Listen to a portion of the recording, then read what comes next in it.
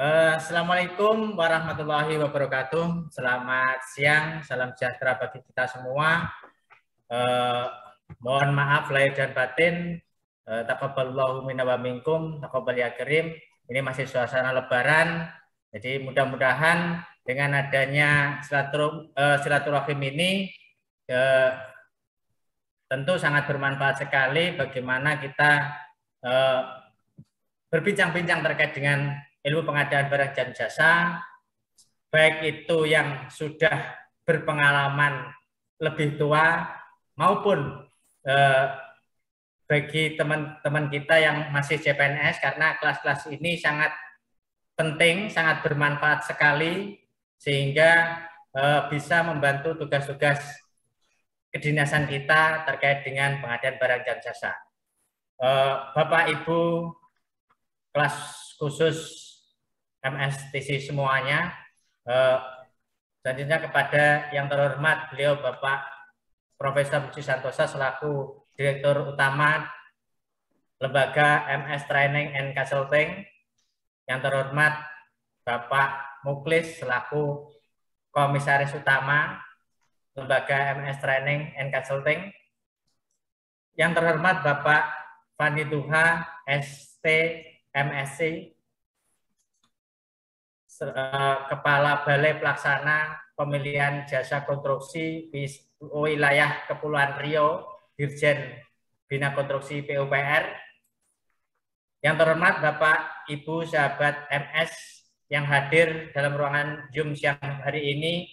Mudah-mudahan semua dalam keadaan sehat walafiat, meskipun kemarin sudah melaksanakan Lebaran. Tentu biasanya kalau habis puasa melaksanakan Lebaran itu banyak sekali yang non sewu ya, banyak sekali yang sakit karena pola yang awalnya makan hanya 2 kali sehingga ini ada perubahan sehingga kadang sakit. Mudah-mudahan kita diberi kesehatan oleh Allah Subhanahu wa taala. Bapak Ibu sahabat kelas khusus MS Training and Consulting semuanya, perkenalkan saya Suyadi Patmo dari Fungsional Pengelola Pengadaan Barang Jasa bagian PBJ Seda Kabupaten Rembang, akan memandu Bapak Ibu sahabat sekalian selama kurang lebih 90 menit ke depan dalam kegiatan Zoom dengan materi penjelasan ketentuan dokumen pemilihan jasa konstruksi pada SE PUPR nomor 18 tahun 2021 yang akan disampaikan oleh beliau Bapak Fani Duha. Dalam SE ini memang kita selaku Pokja Pemilihan itu sangat mungkin bagi yang dari Kementerian PUPR ini jadi bukan masalah. Bagi yang dari OPD lain yang notabene bukan dari leading center ke Kementerian PUPR ini tentu akan menjadi bertanya-tanya, apakah boleh kalau MDP ini kita adopsi, kita gunakan oleh pada saat kita melakukan tender atau seleksi. Ini yang menjadi banyak sekali pertanyaan-pertanyaan seperti itu. Nanti akan dijawab oleh beliau yang ahli, yaitu Bapak Fani Duha pada session kali ini. Dan tentu sebelum acara kita mulai, saya akan memberitahukan kepada Bapak Ibu semuanya terkait dengan kegiatan pada siang hari ini. Yang pertama, peserta mengikuti kegiatan sesuai dengan jadwal yang pelaksanaan yang ditentukan. Yang kedua, narasumber akan menyampaikan materi kurang lebih 45 menit dan kemudian akan dilanjutkan diskusi dan tanya jawab. Yang ketiga, peserta yang mengajukan pertanyaan bisa klik raise hand dan akan diberi kesempatan oleh moderator untuk menyampaikan pertanyaan. Yang keempat, post-test atau daftar hadir atau link disampaikan di chat Zoom setelah narasumber menyampaikan materi. Ini jangan sampai nanti narasumber baru menyampaikan sudah ada yang chat materinya mana. Ini diikuti dulu sampai selesai, baru nanti minta materi. Jangan baru mengikuti langsung cat, materinya mana kan gitu. Jangan sampai itu ya. Yang penting ilmunya didapat dulu. Yang kelima, peserta yang mengikuti post-test atau daftar hadir yang mendapatkan sertifikat kehadiran. Yang keenam, sertifikat paling cepat 2 kali 24 jam akan diproses gitu ya. Silakan di-download di yang sudah disampaikan di chat Zoom. Oke, Bapak Ibu semuanya, sebelum acara kita mulai, marilah kita berdoa agar diberi kelancaran dan ilmu yang bermanfaat pada saat kita mengikuti Zoom siang hari ini. Berdoa mulai.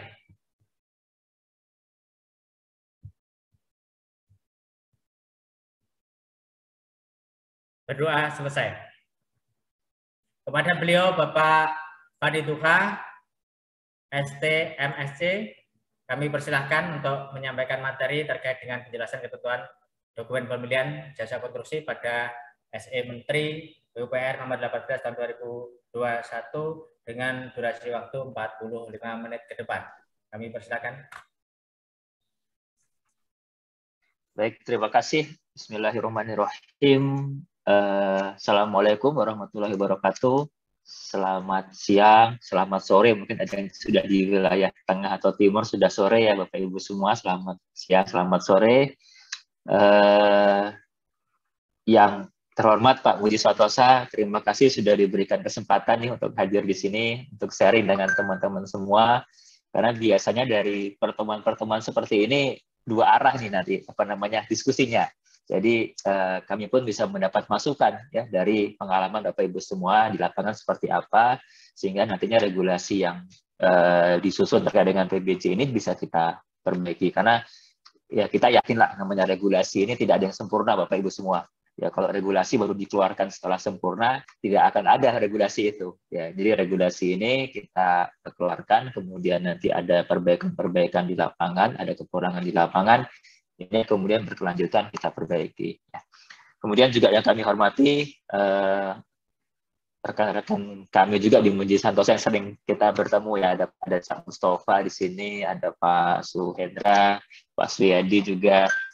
Terima kasih banyak sudah ikut hadir di sini. Nanti bisa bantu diskusi juga Bapak Ibu semua ya. Jadi kalau ada teman-teman yang mungkin pertanyaannya spesifik terkait dengan di APBD mungkin bisa dibantu untuk menjelaskan. Oke, saya coba izin langsung share screen bahan yang sudah kami siapkan. Saya coba cek dulu. Sudah terlihat Pak Suyadi? Sudah kelihatan belum ya? Oke, sudah Pak. Cek. Tapi kurang penuh Pak. Sudah ya? Kurang penuh Pak. Kurang penuh. Ya, ya ini sudah Pak. Sudah. Sampai sudah penuh Pak. Okay. Ya, jadi ya siap. Siap. Jadi Bapak Ibu semua ini izin ya dalam waktu 45 menit ke depan karena tidak banyak waktunya kami coba sampaikan ya secara umum terkait dengan bagaimana sebenarnya SE Menteri PU nomor 18 tahun 2021 ini ya. Jadi tadi memang sebenarnya yang disampaikan ya, adalah SE yang hanya berlaku untuk lingkup di Kementerian PUPR saja. Ya, jadi di dalam SE-nya itu disebutkan bahwa ketentuan-ketentuan di dalam SE itu hanya berlaku untuk pengadaan jasa konstruksi yang dilaksanakan oleh Kementerian PUPR. Ya, jadi kemudian tadi ada pertanyaan bagaimana kemudian untuk teman-teman yang di luar PUPR, ya apakah bisa menggunakan SE nomor 18 ini? Nah, nanti kita coba diskusikan bersama. Nah, sebelum masuk ke sana, oke, ini sekilas saja Bapak Ibu semua terkait dengan saya. Tadi sudah disampaikan oleh Pak Suyadi, nama saya Fani Duha, di sini ada nomor kontak saya, jadi silakan nanti kalau setelah kegiatan ini mungkin karena di sini waktunya terbatas, ada hal yang nanti mau didiskusikan lebih lanjut, ya bisa menghubungi kami via WhatsApp di 0813 7619 2983. Saat ini saya sebagai Kepala Balai Pelaksana Pemilihan Jasa Konstruksi, ya atau dikenal dengan DV2JK untuk wilayah Kepulauan Riau. Ya, untuk wilayah Kepulauan Riau, jadi Batam sekitarnya, bergabung di PUPR sejak tahun 2009 dan ini sekilas riwayat penugasan kami. Ya, ini sekilas saja. Oke, Bapak Ibu semua. Jadi untuk hari ini ada dua hal pokok ini yang akan kami coba sampaikan ke Bapak Ibu semua. Ya, kami coba jelaskan. Pertama, mengapa sih ada sampai kemudian PUPR ini mengeluarkan SE Menteri PUPR nomor 18? Ya. Alasannya apa? Ya, penyebabnya apa? Kemudian nanti yang kedua, kami coba sampaikan juga ya seperti apa sih sebenarnya isi dari SE 18 ini.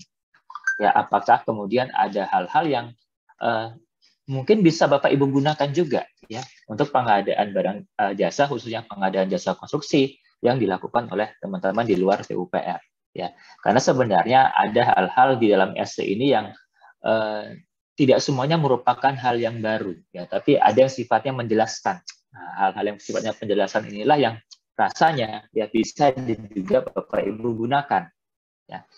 Nah, baik, yang pertama, mengapa sih ada SE ini? Nah, ini latar belakangnya kalau dari sisi filosofisnya seperti ini, Bapak Ibu semua. Ya, yang namanya regulasi tadi kami sampaikan, ada beberapa ketentuan-ketentuan yang ketika kita baca itu bisa dimaknai berbeda oleh orang yang berbeda juga.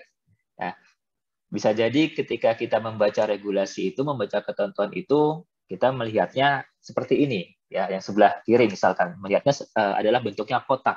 Tapi ketika ada pihak lain yang membaca ketentuan tadi, dia berpersepsi bahwa penjelasan namanya ketentuan di IKP itu adalah menerjemahkan bahwa bentuknya adalah bulat. Ya, kedua-duanya tidak salah sebenarnya. Ya, karena memang ada yang jika dilihat oleh orang, dibaca oleh orang yang berbeda, maka pemaknaannya pun berbeda. Ya, atau yang di sebelah kanan dan bersebelah kanan, ya ada pihak yang membaca dari sisi kiri melihat jumlah tongkat di lantai itu ada 4. Ya, tapi ketika ada rekan lain yang melihat dari sebelah kiri, ini jumlahnya hanya 3 bukan 4. Nah, masalahnya di PBJ, terutama dalam proses tender ya, hal ini sebaiknya tidak terjadi. Ya, karena ketika ada perbedaan pemaknaan seperti ini antara Pokja dengan penyedia misalkan berbeda sudut pandang, ya pasti akan menimbulkan apa namanya ya diskusi lah ya, dispute, sengketa.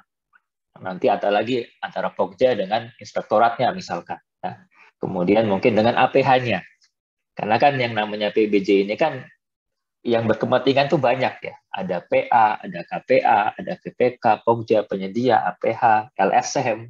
Ya. Sehingga penting rasanya ketentuan-ketentuan yang bisa dimaknai berbeda itu disamakan pemahamannya.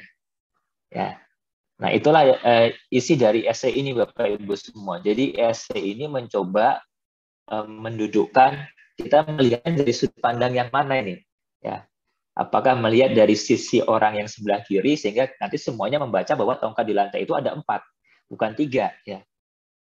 Atau kita mengambil dari sisi yang sebelah kanan bahwa semuanya nanti memandangnya bahwa tongkat ini adalah 3. Nah, tujuan dari SE 18 itu seperti itu Bapak Ibu semua. Jadi karena paket di PUPR itu sangat banyak, ada sekitar 5.000-an paket per tahunnya, dan dari data yang kami peroleh itu ada sekitar 20% Bapak Ibu semua, 23% tetapnya yang kemarin pernah ditetapkan sebagai tender gagal, yang umumnya itu karena ada kesalahan-kesalahan dalam proses tender dan seleksi.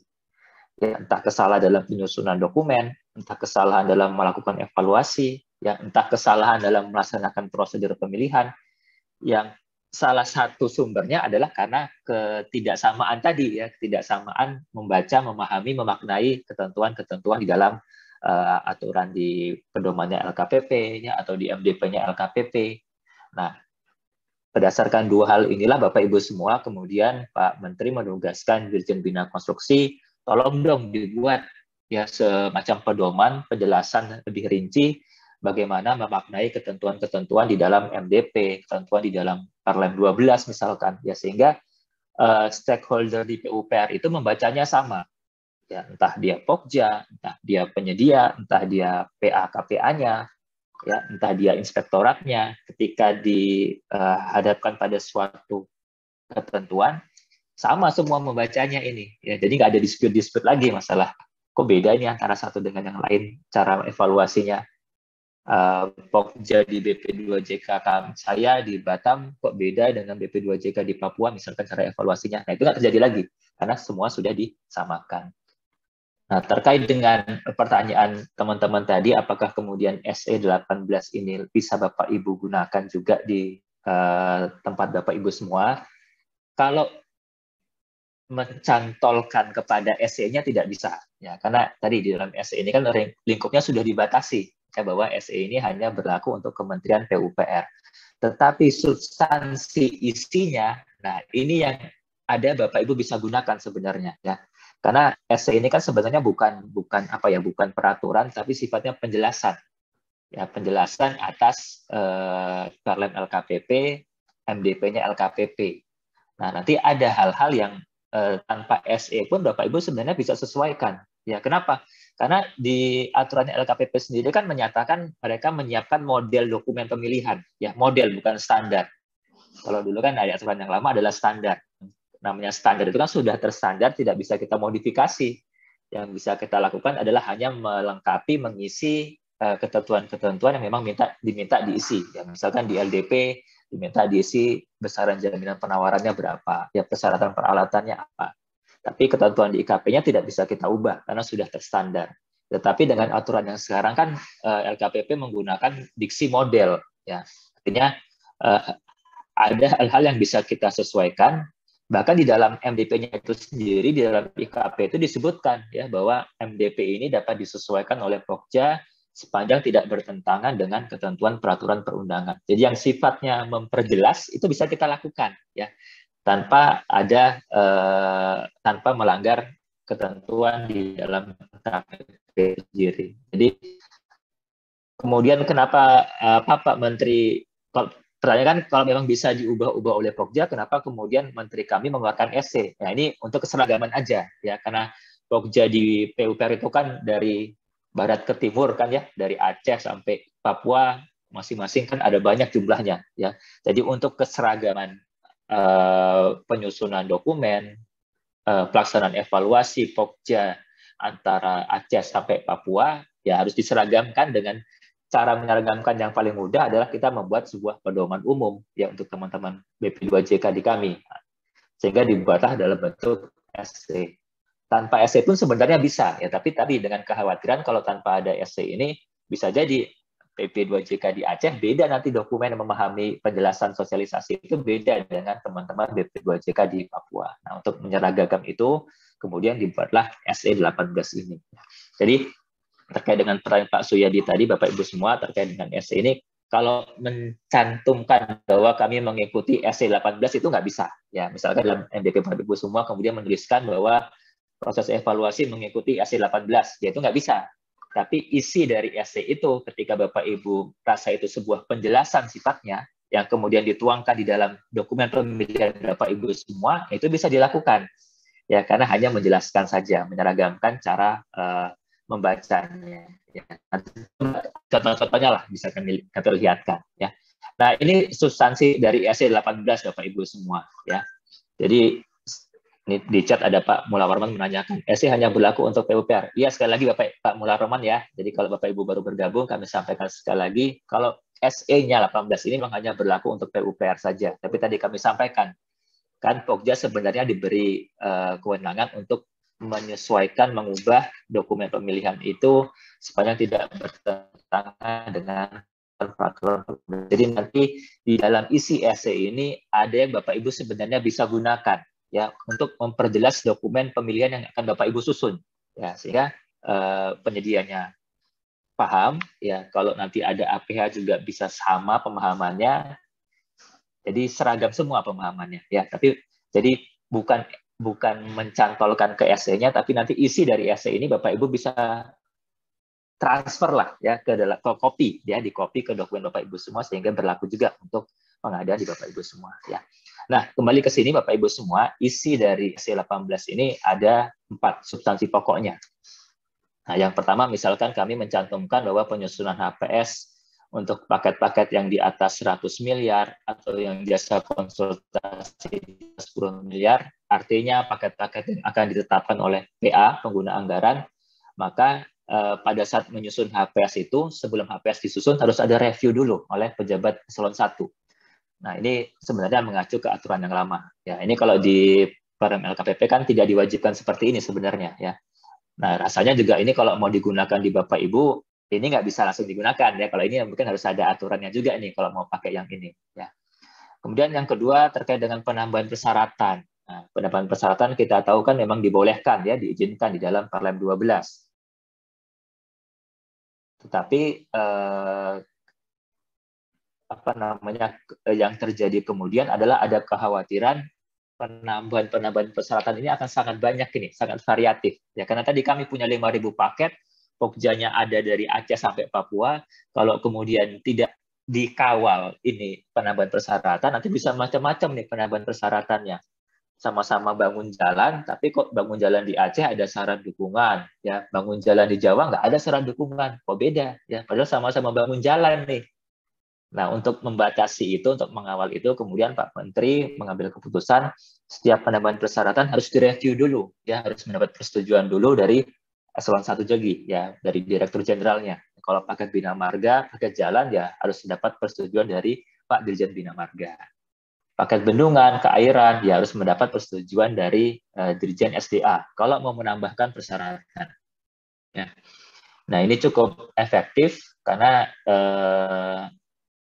hampir tidak ada setahu saya. Kemudian di PUPR itu menambahkan persyaratan. Ya, PPK kemudian tidak ada mengusulkan penambahan persyaratan untuk ditambahkan di dalam dokumen pemilihan. Ya, karena birokrasinya cukup panjang nih, ya reviewnya cukup panjang pembahasannya. Kemudian yang ketiga menjelaskan soal metode evaluasi. Nah, ini juga ketika akan menggunakan metode harga terendah ambang batas PK, maka Pak Menteri juga mengambil keputusan bahwa kriteria evaluasi dan ambang batasnya itu harus disetujui dulu ya oleh pejabat eselon 1 tadi. Ya, jadi sama fungsinya seperti yang nomor 2 tadi. Ya, kita ingin agar kriteria evaluasi sama ambang batas ini konsisten lah, ya tidak beda-beda antara Pokja 1 dengan Pokja yang lain. Nah, kemudian yang keempat, masalah penyesuaian dokumen. Nah, nanti mungkin kita akan lebih banyak ke yang nomor 4, Bapak Ibu semua. Ya, karena ini nanti yang mungkin Bapak Ibu bisa gunakan juga. Ya, bisa cuplik-cuplik, bisa gunakan, transfer ke dokumennya Bapak Ibu sedang susun. Ya, karena tadi kami sampaikan, sifatnya sebenarnya SE ini hanya menjelaskan. Ya, tanpa SE pun Pokja bisa melakukan modifikasi. Ya, karena tidak bertentangan dengan aturan yang ada. Tapi kenapa kemudian dibuat SE? Karena tadi, ya karena Pokja di PUPR itu kan dari Aceh sampai Papua, ya untuk menyeragamkan, memudahkan menciptakan keseragaman dokumen pemilihannya, maka dibuatlah SE ini. Ya, oke. Nah, ini mungkin sekilas saja Bapak Ibu semua yang perlu kami sampaikan juga karena ketika membaca pedoman, kemudian melihat lampiran MDP yang sudah disiapkan oleh LKPP di Perlem 12, ini mohon maaf kami melihat kok ada yang tidak sinkron nih. Nah, ketika tidak sinkron ini, kalau kita tidak jeli melihatnya, Pokja bisa salah nanti dalam menyusun dokumennya. Yang mana mau dipakai nih? Apakah harga terendah sistem gugur? Apakah menggunakan harga terendah ambang batas? Apakah menggunakan pasca kualifikasi atau menggunakan prakualifikasi? Ya. Karena kalau kita buka lampiran 12, lampiran 12 MDP-nya itu harga terendah sistem gugur pasca kualifikasi, ya. Yang V19, lampiran 5, 19 sampai lampiran 5, 21. Kemudian ada lagi MDP harga terendah ambang batas pasca kualifikasi. Ya, yang lampiran 5, 22 sampai 24. Harga terendah pasca kualifikasi. Baru kemudian setelah itu ada harga terendah ambang batas prakualifikasi. Nah, kalau kita hanya menggunakan melihat isi MDP tadi, maka kita pasti beranggapan, oh boleh nih berarti pakai menggunakan harga terendah ambang batas pasca kualifikasi. Ya, karena ada MDP-nya disiapkan di situ, harga terendah ambang batas pasca kualifikasi. Tapi kalau kita coba buka lampiran 2 dari Perlem 12-nya, ternyata tidak ada Bapak Ibu pilihan itu. Ya, yang ada adalah kalau pekerjaannya tidak kompleks, maka menggunakan pasca kualifikasi. Nah, pasca kualifikasi pasangannya adalah harga terendah sistem gugur, bukan harga terendah ambang batas. Nah, kalau pekerjaannya yang kompleks, maka menggunakan prakualifikasi. Yang prakualifikasi, maka sudah dipastikan menggunakan harga terendah ambang batas. Ya. Jadi, tidak ada kemungkinan untuk menggunakan harga terendah ambang batas pasca kualifikasi. Ya, jadi pekerjaannya tidak kompleks nih. Ya, kemudian Bapak Ibu mau pakai harga terendah sistem harga terendah ambang batas pasca kualifikasi.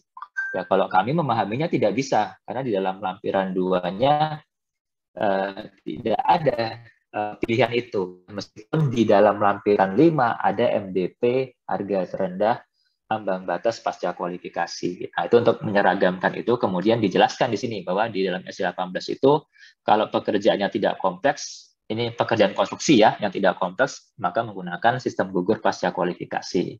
Kalau yang kompleks, maka menggunakan harga terendah ambang batas prakualifikasi. Ya. Jadi mudah-mudahan nggak salah nih ya.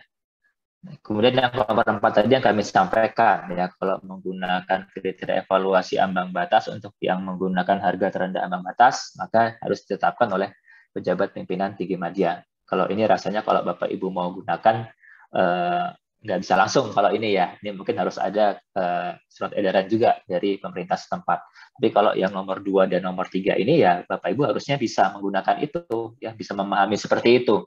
Karena ini hanya menjelaskan ketentuan yang sudah ada di dalam lampiran 2. Pedomannya kita sinkronkan dengan lampiran 5 MDP-nya. Ya. Oke. Nah, kemudian masuk ke yang nomor 4 Bapak Ibu semua. Yang tadi kami sampaikan, meskipun SE18 ini bukan untuk di luar PUPR, tapi sebenarnya isi dari SE18 ini ada nanti Bapak Ibu bisa pilih-pilih untuk dimasukkan juga ya di dalam dokumen pemilihan Bapak Ibu semua, karena sifatnya hanya memperjelas saja, ya bukan mengatur hal yang baru. Oke, yang pertama misalkan contoh Bapak Ibu semua terkait dengan kerjasama operasi. Kerjasama operasi ini nah, di huruf A ini sebenarnya kami mencoba menyeragamkan. Ya, sebenarnya surat perjanjian KSO ini merupakan persyaratan kualifikasi atau persyaratan penawaran. Ya, kan kamarnya beda soalnya. Ya, ada kamar evaluasi kualifikasi, ada kamar evaluasi penawaran. Ya, dan penyedia ketika mereka salah menyampaikan dokumen yang harusnya persyaratan kualifikasi disampaikan penawaran, ya, atau sebaliknya persyaratan penawaran mereka menyampaikannya dalam dokumen kualifikasi, kan itu menggugurkan. Ya, sudah ada surat dari LKPP yang ketika salah kamar itu gugur. Nah, kami di sini mencoba menyeragamkan Bapak Ibu semua. Ya, sebenarnya posisi surat perjanjian KSO ini menjadi persyaratan di mana? Apakah di administrasi penawaran atau di kualifikasi? Nah, karena beda-beda ya, kalau kita membuka MDP yang pasca kualifikasi, surat perjanjian KSO ini adalah syarat di penawaran ya, administrasi penawaran. Nah, masalahnya adalah ketika dikaitkan dengan lampiran 2, pedoman LKPP-nya menyebutkan surat perjanjian KSO ini merupakan persyaratan kualifikasi, bukan persyaratan di penawaran. Ya, jadi ada tidak cocokan antara pedoman lampiran 2 dengan MDP lampiran 5. Nah, ini yang kemudian tadi ya, ada dua sudut pandang tadi nih, ya kan, ibaratnya tadi ada orang yang lihatnya 4 tongkat, yang di sisi kanan melihatnya hanya 3 tongkat nih. Jadi kita mau pakai yang mana? Apakah yang pedoman atau pakai yang di MDP? Nah, kalau kami di PUPR kemudian mengambil sikap, kita semua mengevaluasi bahwa surat perjanjian KSO ini adalah syarat kualifikasi. Ya, jadi mau paketnya pasca kualifikasi, prakualifikasi, penyedia itu harus menyampaikan surat perjanjian KSO-nya di dokumen kualifikasi. Nah, kalau nggak ada di situ ya menggugurkan jadinya. Nah, ini di MDP-nya kita sesuaikan juga Bapak Ibu semua ya. Jadi MDP-nya LKPP itu ya kita sesuaikan bahwa surat perjanjian KSO itu kemudian menjadi syarat di kualifikasi, bukan lagi menjadi syarat di penawaran. Nah, kalau yang terkait dengan yang huruf A ini Bapak Ibu silahkan ya masing-masing UKPBJ lah memutuskan sendiri apakah mau mengikuti seperti ini atau mengikuti MDP LKPP pun saya rasa tidak masalah juga ya, karena di pedomannya sudah ada seperti itu, MDP-nya juga seperti itu kan, tinggal mengikuti maunya yang mana ini kan, mau mengikuti pedoman atau mengikuti MDP. Nah kalau yang huruf B ini memang ini sifatnya seperti tambahan sebenarnya persyaratan ya, ada tambahan persyaratan bahwa penyedia itu harus punya porsi modal mayoritas paling banyak 70% ya. Kalau ini rasanya mungkin kalau mau menggunakan aturan yang seperti ini tidak bisa langsung digunakan ya, harus ada SE-nya lah mungkin ya. Karena aturan yang ada di MDP LKPP hanya melihat bahwa lead firm itu harus memiliki kualifikasi setingkat atau lebih tinggi. Tidak ada evaluasi kepada porsi modalnya ya. Kalau yang di LKPP. Nah, kami di SE18 menambahkan ada evaluasi kepada porsi modal juga. Tapi kalau mau menggunakan aturan yang ini, saya rasa tidak bisa langsung digunakan, Bapak Ibu semua. Ya, karena ini seperti menambahkan dari aturan evaluasi yang sudah ada di LKPP.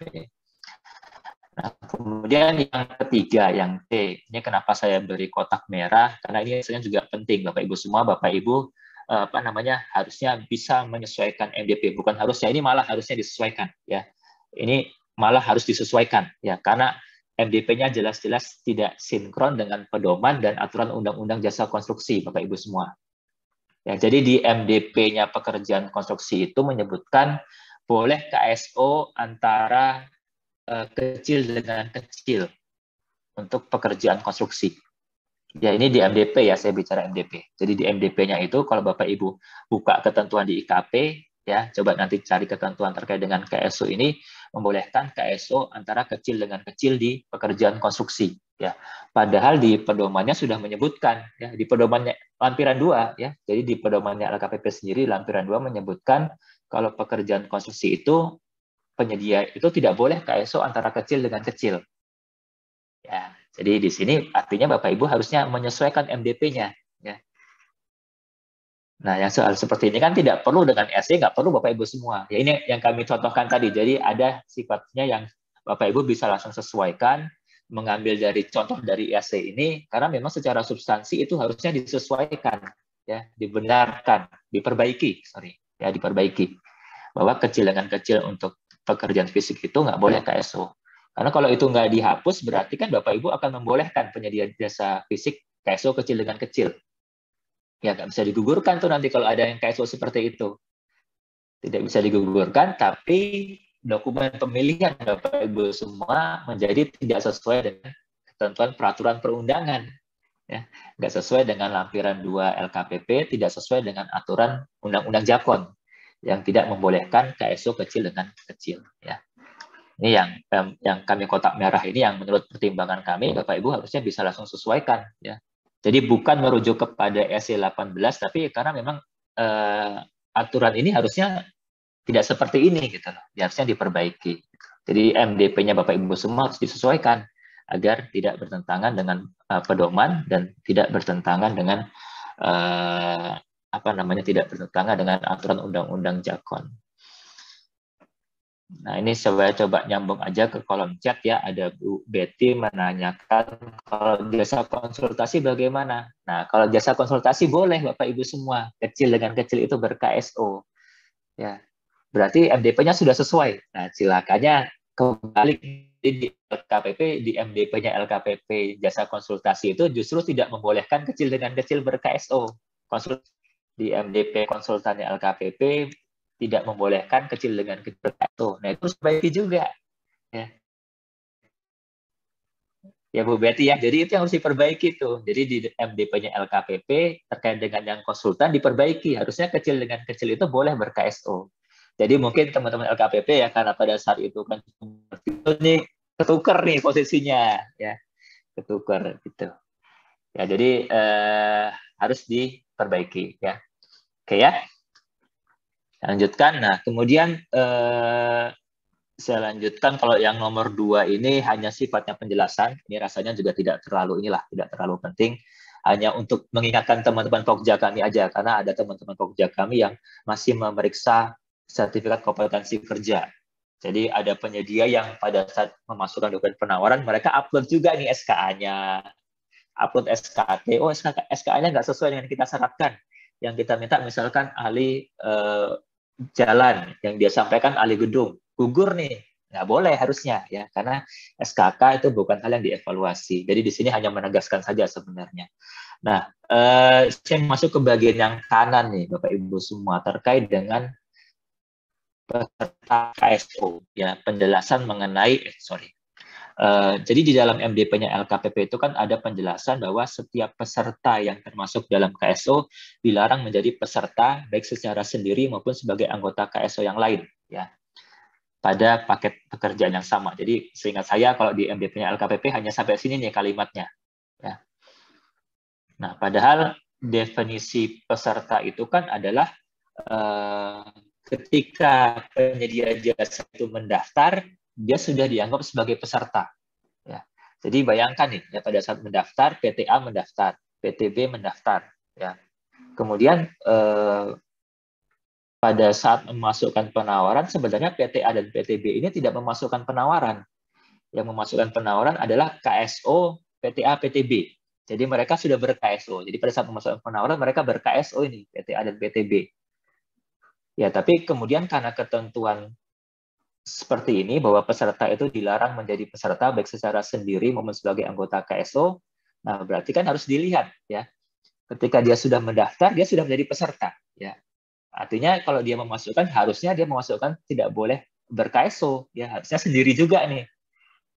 Tapi karena dia memasukkan ber-KSO, kemudian dia sudah mendaftar juga sebagai peserta tunggal, maka digugurkan, ya. Nah, ini yang menurut kami tidak fair, ya. Jadi kemudian kami membatasi yang tidak boleh itu adalah kalau peserta itu yang mendaftar tadi dia juga memasukkan penawaran. Ya, tadi misalkan PTA PTB dia daftar, ya, kemudian memasukkan penawaran KSO PTA PTB, ya, atas nama KSO AB, katakanlah seperti itu. Tapi PTA ini kemudian masukkan juga penawaran atas nama pribadi, atas nama tunggal. Nah, ini nggak boleh, ya. Karena ada pertentangan kepentingan. Jadi hanya kondisi seperti itu yang kemudian tidak boleh. Tapi kalau KSOAB ini saja yang memasukkan penawaran, sementara PTA yang mendaftar sendiri, PTB yang mendaftar sendiri itu tidak memasukkan dokumen, ya nggak masalah, nggak perlu digugurkan. Ya. Sehingga kami tambahkan di sini yang dimaksud dengan peserta di sini adalah peserta yang mendaftar dan memasukkan penawaran. Ya, jadi bukan hanya sekedar mendaftar nih. Gitu. Jadi kita samakan persepsinya. Karena pernah juga jadi permasalahan ketika belum kami tambahkan seperti ini, menjadi permasalahan, harusnya ada yang berpendapat harusnya digugurkan semua, ya, karena PTA tadi mendaftar sebagai peserta tunggal, meskipun dia tidak memasukkan penawaran, tapi dia sudah mendaftar, ya, sehingga sudah dinilai sebagai peserta. Nah, ini mungkin Bapak Ibu juga bisa tambahkan, ya, di dalam penjelasan MDP Bapak Ibu semua. Oke, kemudian kalau 4 dan 5 ini menurut saya tidak begitu substansi, ya, ini hanya penjelasan lagi kepada teman-teman Pokja kami terkait dengan pemberian penjelasan kualifikasi, karena kalau di pasca kualifikasi itu bahasanya di MDP LKPP itu agak ambigu, ya, karena di dalam MDP-nya LKPP itu hanya menyebutkan pemberian penjelasan untuk dokumen persyaratan penawaran aja, ya, tidak menceritakan penjelasan terkait dengan dokumen kualifikasi.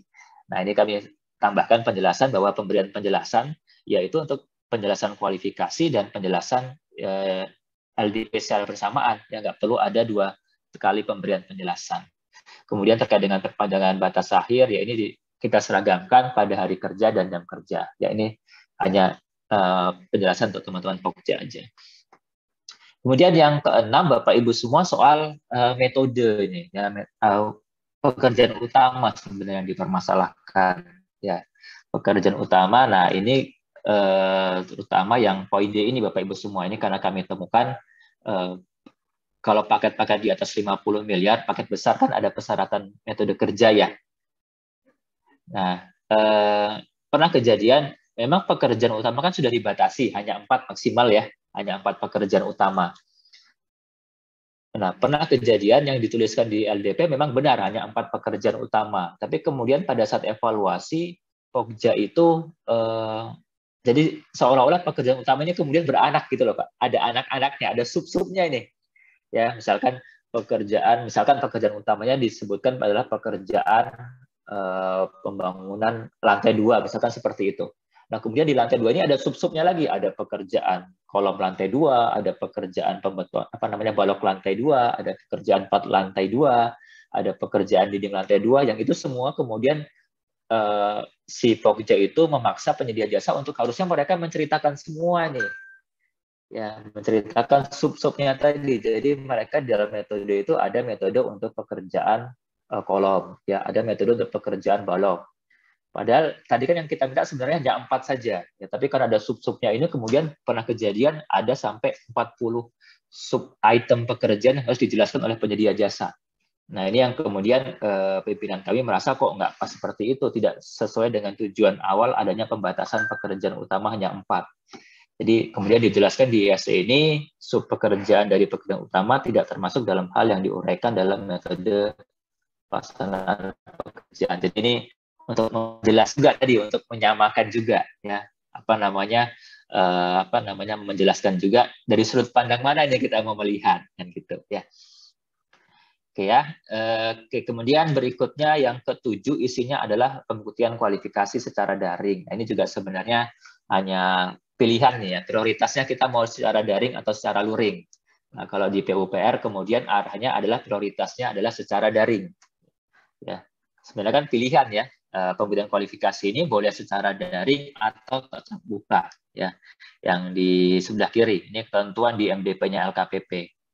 Nah, tapi kemudian ini kita sesuaikan ya dengan SI18 ini, kita mengutamakan secara daring dulu nih ya. Nah, tapi kalau ada hal-hal yang tidak memungkinkan secara daring atau memang ada yang diperlukan secara tatap muka, ya oke, baru kemudian dilakukan secara tatap muka. Jadi pilihan pertama adalah online dulu nih. Ya. Kalau online nggak bisa, atau mungkin ada hal yang diyakini kurang jelas nanti pada saat online, oke, baru kemudian dipilih melakukan secara daring. Ini monggo aja nih ya, mau diambil seperti ini juga bisa rasanya. Mau mengikuti MDP yang lama pun juga tidak ada persoalan ya, tidak menimbulkan perbedaan pendapat lah. Oke ya, kemudian jaminan penawaran. Nah, ini juga banyak pertanyaan Bapak Ibu semua. Jadi yang di sebelah kiri dari layar Bapak Ibu semua yang semula ini adalah ketentuan yang ada di MDP. Nah, ketentuan di MDP ini ada yang mempersepsikan bahwa soft copy ini wajib disampaikan dalam dokumen penawaran ya. Jadi meskipun dia menyampaikan jaminan asli, tapi kalau tidak ada soft copy-nya yang diupload ya nggak bisa dievaluasi. Ya meskipun jaminan aslinya misalkan disampaikan langsung oleh penyedia kepada Pokja, itu sudah diterima oleh Pokja, tapi karena penyedia ini tidak menyampaikan soft copy dalam dokumen yang diupload, digugurkan oleh Pokja. Nggak boleh, harusnya ada soft copy-nya. Ya. Karena di dalam perwa ini kan menyebutkan soft copy jaminan penawaran disampaikan sebagai bagian dari dokumen administrasi. Nah, ini yang kemudian di PUPR melihatnya kok tidak fair juga ini. Penyedia yang sudah menyampaikan asli, ya sudah diterima oleh Pokja, tapi kok malah digugurkan. Ya. Padahal yang soft copy ini pun nanti ada tahapan klarifikasi lagi nih. Ya. Jadi kalau dari sisi kekuatannya kan sebenarnya asli tadi sudah lebih kuat nih posisinya daripada sekedar soft copy. Tapi justru digugurkan ya karena tidak menyampaikan soft copy-nya. Nah, ini yang kemudian kalau kami di PUPR kemudian memodifikasi sedikit kalimat di jaminan penawaran ini menjadi penyedia jasa itu boleh menyampaikan jaminan penawaran dalam bentuk soft copy atau menyampaikan yang asli gitu. Ya, jadi pilihan ya kalau sudah diterima aslinya ya mereka tidak menyampaikan soft copy nggak masalah. Ya, atau sebaliknya mereka menyampaikan soft copy tanpa asli, boleh-boleh saja, tapi nanti ada ketentuan. Ya, harus dilakukan klarifikasi apakah bisa nih jaminan ini dicairkan hanya dengan tadi gitu ya. Oke ya, ini jadi ya ini juga silakan nih ya, apakah mau mencoba meniru yang di PUPR atau tetap seperti yang semula ini tapi konsekuensinya ya Kalau membacanya berarti kan soft copy ini harus disampaikan sebagai jaminan penawaran, disampaikan sebagai bagian dari dokumen penawaran ya. Oke, kemudian coba kami lanjutkan. Ternyata udah 45 menit ya Pak Syedi. Mungkin sekilas dulu ya. Jaminan ini juga soalnya ini juga Pak Suyadi isi dari essay ini cukup banyak ini. Iya betul. Kalau tidak disampaikan semua nanti takutnya ada yang miss juga ini. Ya. Nah ini yang nomor 9 Bapak Ibu semua soal penerbit jaminan. Ya. Ini juga pernah jadi permasalahan nih. Ya, jadi kalau di dalam MDP-nya LKPP penerbit jaminan itu kan adalah umum, asuransi, perusahaan penjaminan, sama satu lagi yang ekspor impor itu ya, ekspor impor. Tidak ada konsorsium, perusahaan asuransi umum, konsorsium perusahaan penjaminan. Sehingga pernah juga kejadian di kami pada saat itu ketika belum keluar essay ini, ketika ada penyedia jasa yang menyampaikan jaminan yang diterbitkan oleh konsorsium perusahaan asuransi, digugurkan oleh Pokja. Alasannya apa ya? Karena itu bukan penerbit yang dibolehkan Pak di MDP. Yang di MDP kan hanya ada bank umum, perusahaan asuransi, perusahaan penjaminan, lembaga ekspor impor. Nah, ini yang menurut kami juga kurang pas sudut pandangnya, karena kan meskipun ini konsorsium, tapi kan dia sebenarnya ada perusahaan asuransi di situ, ya. Jadi perusahaan asuransi 1, perusahaan asuransi 2 bergabung membentuk konsorsium. Jadi kan dia sebenarnya perusahaan asuransi juga. Atau perusahaan penjaminan 1, perusahaan penjaminan 2 berkonsorsium, ya kan sebenarnya sejatinya dia adalah perusahaan penjaminan juga, sehingga harusnya ya dibolehkan juga.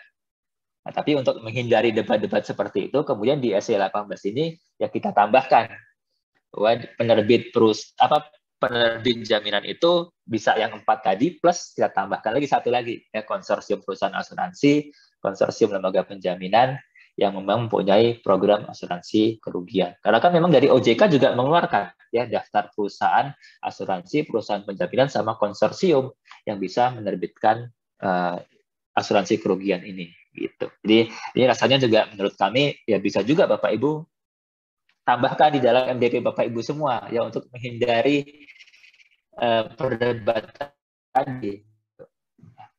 Oke, kemudian ini kalau prakualifikasi. Nah, prakualifikasi mungkin juga untuk teman-teman jasa konsultan nih yang pakai prakualifikasi. Sekarang kan di MDP-nya di dalam pedoman LKPP menyebutkan prakualifikasi ini belum merupakan ajang kompetisi, ya. Sehingga ketika pada saat evaluasi awal kita menemukan ada penyedia jasa yang datanya tidak lengkap, yang datanya kurang, ya kalau istilahnya itu data yang kurang, ya kalau istilahnya di MDP yang ada sekarang. Maka data yang kurang tadi dapat dilengkapi oleh peserta. Ya. Nah, yang menjadi menjadi dispute kemarin adalah yang disebut dengan data yang kurang ini seperti apa nih? Ya, penjelasannya apa data yang kurang ini? Karena kalau tidak dijelaskan tadi bisa sudut pandangnya dua ini. Kalau data yang salah itu disebut dengan data yang kurang nggak? Ya, atau hanya dibatasi data yang belum disampaikan saja, itulah disebut dengan data yang kurang. Ya, misalkan kita minta SBU harus punya SBU RE 102. Ya, dia tidak menyampaikan SBU RE 102. Berarti kurang nih datanya, sehingga bisa kita minta. Tapi kalau penyedianya itu sudah menyampaikan SBU, tapi yang disampaikan adalah misalkan SBU AR 102, berarti gugur nih, ya, karena dia kan tidak kurang sebenarnya, sudah menyampaikan. Ya, tapi ada juga yang berpendapat itu kan kurang benar Pak, jadi masih dibolehkan karena sifatnya belum kompetisi.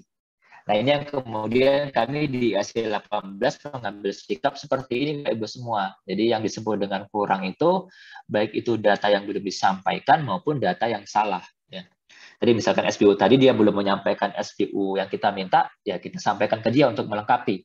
Atau dia sudah menyampaikan SBU tapi SBU-nya kualifikasinya atau klasifikasinya tidak sesuai. Ya kita minta juga untuk mereka memperbaiki, menyampaikan SBU yang sesuai dengan yang kita minta. Ya, jadi baik yang kurang maupun yang salah itu kita minta. Ini sudah juga kami tanyakan juga ke teman-teman LKPP, mereka juga sependapat seperti ini. Jadi ini juga mungkin rasanya Bapak Ibu bisa copy juga di MDP Bapak Ibu semua, ya menyesuaikan untuk menjelaskan yang kurang ini apa. Karena kalau nggak dijelaskan, yang kurang ini bisa luas nih pemahamannya ya. Tadi bisa hanya sekedar yang belum disampaikan saja, atau tadi termasuk juga yang disampaikan tapi salah. Ya.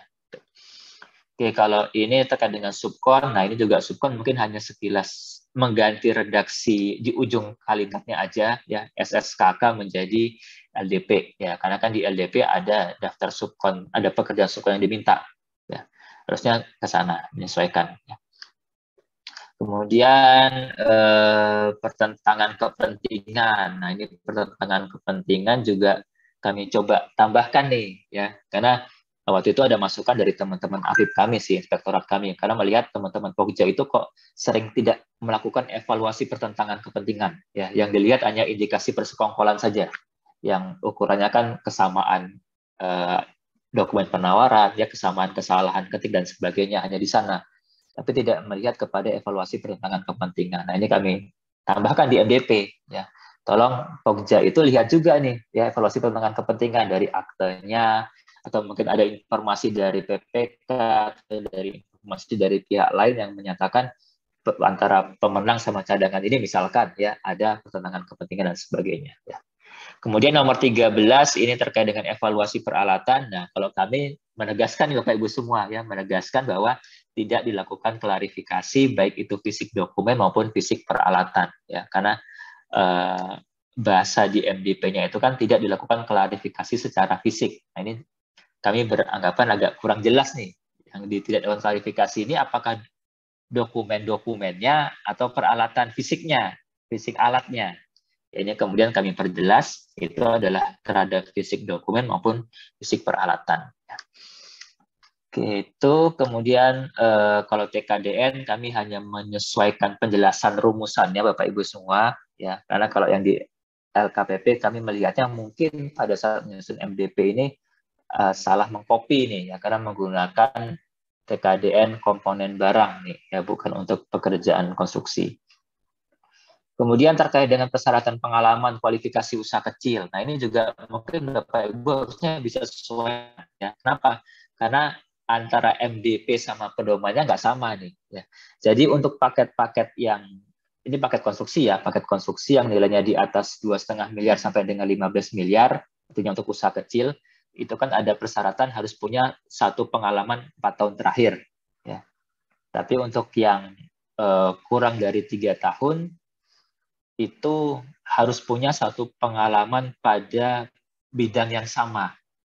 Ya, pengertian bidang yang sama ini kemudian menimbulkan pemahaman yang beda-beda ini Bapak Ibu semua waktu itu. Ya, bidang yang sama ini apakah artinya sama bidangnya dengan pekerjaan yang ditenderkan?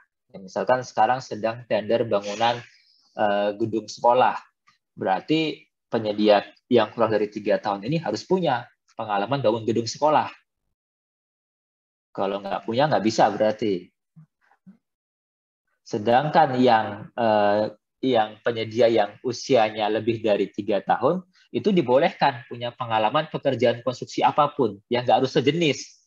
Jadi, kok agak nggak, ini tadi nggak fair nih, yang penyedia yang baru berdiri kurang dari 3 tahun sudah disyaratkan sangat spesifik, harus punya pengalaman bidang yang sama, tapi yang di luar 3 tahun, yang 4 tahun ke atas, dia pengalaman yang diminta itu boleh pengalaman konstruksi apapun, ya, nggak harus bangun gedung sekolah, mau dia bangun jalan bisa, bangun bendungan bisa.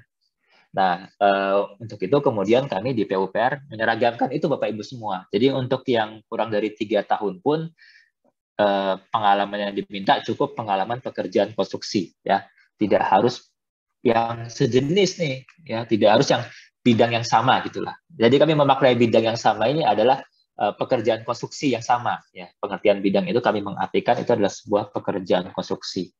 Nah ini mungkin juga silakan nih, ya, pilihan sih sebenarnya Bapak Ibu semua. Oke, kemudian saya mohon maaf nggak buka chat dulu ya, nanti takutnya malah nggak selesai yang ininya nih. Nanti biar ada sesi diskusi aja. Mungkin dikit lagi lah. Ini harga penawaran yang sama. Nah ini juga Bapak Ibu semua, rasanya juga mungkin perlu ditambahkan juga nih, ya, terkait dengan ketentuan ketika ada lebih dari satu peserta yang menawarkan harga yang sama Bapak Ibu semua. Ya. Kan ada tren ya, penyedia jasa itu semua menawar pas di 80% HPS. Karena kalau mereka menawar di bawah itu, nanti dilakukan EKH. Ya. Jadi ada 1, 2, 3, 4, 5 yang semua angkanya sama persis nih. Misalkan nilai paketnya 10 miliar, bulat. Nah, semua penyedia jasa itu nomornya di 8 miliar, 8 miliar, 8 miliar, 1 sampai 5. Ya sebenarnya kan di LKPP sudah ada ketentuan yang melihatnya kalau kejadian seperti itu maka dilihat dari mananya, dari yang punya pengalaman sejenis lebih besar. Jadi dari 5 tadi misalkan bisa kita urutkan nih ya, atau misalkan nih lah, kalau bisa kita urutkan sih nggak masalah ya, apa namanya kita bisa dapatkan pemenangnya. Tapi kadang-kadang kan si penyedia jasa ini nggak punya pengalaman juga nih ya, karena kecil misalkan tadi paketnya sama sekali belum punya pengalaman. Nah, kita kan tidak bisa menggunakan ketentuan yang huruf A ini yang di sebelah kiri. Karena semuanya sama ini, ya masih nol semua pengalamannya. Terus gimana kita menentukan urutan pemenangnya? Berdasarkan apa? Nah, ini yang kemudian kami di PUPR menambahkan Bapak Ibu semua. Karena sering menemukan kejadian seperti itu, kalau setelah dilihat dari pengalaman yang masih sama, maka selanjutnya yang huruf C ini, ya ada dilihat dari pengalaman, ini masih pengalaman lihat dari SKP-nya nomor 3 misalkan ya, yang punya paket yang masih banyak siapa ini ya, misalkan yang satu SKP-nya tinggal satu lagi SKP-nya masih 5, ya udah berarti yang 5 ini yang kita utamakan sebagai pemenang. Kalau masih SKP-nya sama, masih sama-sama 5 misalkan, ya terakhir kita lihat dari siapa yang lebih tua ya, yang berdiri paling awal siapa nih dari peserta tadi, itu yang kemudian kita urutkan sebagai nomor satunya. Nah ini kalau tidak ada seperti ini kan bingung nanti menentukannya seperti apa ya. Kita dasarnya menentukan si A nanti yang menjadi pemenang apa nih, padahal nilai penawarannya sama, pengalamannya juga sama-sama 0 gitu ya. Oke, kemudian ini terkait dengan prosesnya, ini kalau menurut saya sih tidak bisa digunakan langsung Bapak Ibu semua nih. Jadi kalau kami agak saklek nih. Jadi kalau ada penyedia jasa yang mengusulkan personel yang sama, ya misalkan saya diusulkan oleh PTA dan PTB, maka kalau kami di PUPR langsung menyatakan peserta tadi gugur, dua-duanya gugur, ya PTA dan PTB tadi gugur karena menawarkan orang yang sama. Dengan pertimbangan ini masuk ke ketentuan conflict of interest, ya ada pertentangan kepentingan di sana. Jadi dua-duanya tanpa klarifikasi langsung digugurkan. Ya, tapi ini jadi objek diskusi juga sekarang. Katanya kok terlalu kejam nih. Harusnya ada klarifikasi dulu lah kepada personelnya. Sebenarnya benar nggak nih dia diusulkan sama dua-duanya tadi? Jangan-jangan yang satu tadi kan hanya tentang catut aja kan? Langsung diambil dari internet. Oh ada si A ini, kami ambil. Nah itu. Jadi ini jadi pertimbangan juga sih. Ya. Oke, kalau 19 ini mungkin tidak bisa digunakan karena ini sifatnya lebih kepada tambahan ya, bukan penjelasan, karena itu saya skip aja. Kalau nomor 20 juga hanya sekedar memperbaiki redaksi tender gagal, ini juga rasanya tidak terlalu substansi. Kemudian nomor 21 juga ini hanya kita menseragamkan ya, terkait dengan menambahkan pada saat rapat tanda kontrak finansiasi dengan kontrak ya. Karena di sebagian MDP ini nggak ada nih Bapak Ibu semua nih ya. Jadi di sebagian MDP PK itu ada MDP yang tidak mencantumkan ketentuan finalisasi rancangan kontrak. Nah, terus kapan dilakukan finalisasi rancangan kontraknya? Kalau nggak ada itu, ya makanya kami seragamkan ya di semua MDP ya harus ditambahkan ada finalisasi rancangan kontrak. Kemudian kalau segmentasi ini rasanya juga tidak substansi karena sebenarnya sudah ada lah, tapi dengan bahasa yang agak berbeda. Kemudian untuk KSWP ini rasanya juga untuk menyeragamkan saja. Jadi kalau dulu kan di awal sempat ada kebingungan nih ya, apakah penyedia itu wajib menyampaikan upload atau bukti screenshot KSWP. Ya, nah ini kami di PUPR menyeragamkan tidak perlu ya, karena kami di PUPR itu sudah kerjasama dengan Dijen Pajak, jadi kami sudah diberikan akses untuk melihat apakah si penyedia jasa ini sudah KSWP-nya sudah valid atau belum. Ya, jadi kita cuma cukup punya model NPWP saja, nama penyedia jasanya, kami bisa cek ya apakah si penyedia ini sudah valid atau belum KSWP-nya. Jadi tidak perlu lagi mereka menyampaikan bukti screenshot atau bukti-bukti lainnya lah, ya cukup NPWP saja. Oke, kemudian ini terkait dengan SKP. Nah, SKP juga yang huruf A ini sih sebenarnya kami menegaskan ya ketika pesertanya ber-KSO, maka SKP ini dilihat untuk lead form dan anggotanya dilihat semua ya. Karena kalau yang di MDP LKPP sekarang ini belum kelihatan nih ketentuan ini nih ya. Ketentuan ini tuh belum tergambar ya. Jadi kami jelaskan di sini kalau dia KSO, ya lead form-nya dilihat SKP-nya memenuhi atau enggak. Kemudian anggotanya juga dilihat memenuhi atau enggak. Jadi bukan digabung, ya bukan sisa kemampuan paket lead form digabung sama SKP-nya anggota baru dihitung. Nah, bukan memenuhi atau tidak enggak, tapi masing-masing. Jadi bisa jadi ketika misalkan anggotanya tidak memenuhi SKP, ya gugurlah KSO itu. Ya gitu. Oke, kemudian ini mungkin tidak terlalu substansi, hanya memperjelas saja. Ini juga terkait dengan SK elektrikal, juga menjelaskan bahwa bisa dari LPJK, bisa dari Kementerian SDM, ya karena bisa dikeluarkan oleh lembaga ini sebenarnya kan ya. Kemudian ini sanksi daftar hitam, ini hanya juga menjelaskan saja, sebenarnya sudah ada di Perlem 4 LKPP, ya, jadi tidak terlalu substansi. Mungkin itu Pak Suyadi, Bapak Ibu semua, kalau di seleksi ini tadi sekilas sebenarnya isinya hampir sama lah ya, isinya hampir sama terkait dengan KSO, bahwa perlu ada yang disesuaikan. Kalau di jasa konsultan ini kecil dengan kecil boleh KSO, ya, tapi malah di dalam MDP-nya LKPP itu dihapus tuh, malah tidak dibolehkan kecil dengan kecil KSO. Maka MDP-nya kita sesuaikan, ya kecil dengan kecil itu ber-KSO. Kalau yang lain-lain saya rasa prinsipnya hampir sama, tapi yang mungkin agak berbeda adalah terkait dengan, sebentar Pak, yang mungkin agak penting terkait dengan ambang batas, ya, ambang batas. Jadi ambang batas di dokumen seleksi itu yang kita tetapkan itu hanya ambang batas proposal teknis sama ambang batas tenaga ahli. Tidak ada ambang batas pengalaman, ya, karena di pedomannya menyebutkan seperti itu. Dan meskipun di MDP-nya LKPP ada isian untuk ambang batas pengalaman tuh.